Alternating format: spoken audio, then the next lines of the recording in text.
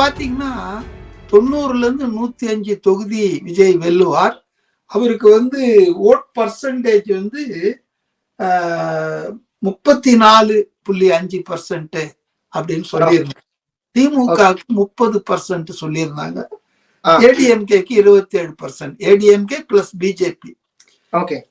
ஆனா முதலமைச்சரா வரணும்ன்றதுல விஜய்க்கு தான் 39.4% ஆதரவு, 18.6% ஸ்டாலினுக்கும் 18.6% எடப்பாடிக்கும் ஈக்குவலா இருந்தது. இது ஒரு 2 மாசத்துக்கு முன்னால போல் மித்ரா.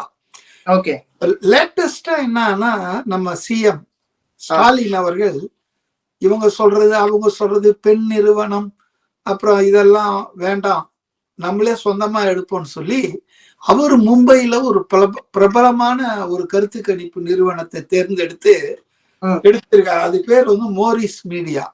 ரொம்ப பாப்புலரான எக்ஸ்பீரியன்ஸ்டு. அவங்க இந்த பாஜக கூட்டணி எல்லாம் வந்த பிறகு மோஸ்ட் ரீசன்ட்லி சமீபத்துல உடனடியா களத்துல இறங்கி 234 தொகுதியில பிரதிநிதித்துவப்படுத்தக்கூடிய அந்த தொகுதிகள், அந்த ஜாதிகள், ஆண்கள் பெண்கள் எல்லாத்தையும் கணக்கு பார்த்து ஒரு புள்ளிவரத்தை ஒப்பீனியனை எடுத்து உடனே அவருக்கு கொடுத்துட்டு இருக்காங்க. ஒட்டுமொத்தமா என்னன்னா தொங்கு சட்டசபை தான் வரும், எந்த கட்சிக்கும் தனி கட்சிக்கும் மெஜாரிட்டி வராது. இன்னைக்கு இருக்கிற இன்னும் 10 மாசம் இருக்கு, அதாவது இன்னைக்கு 10 மாசம் இருக்கு.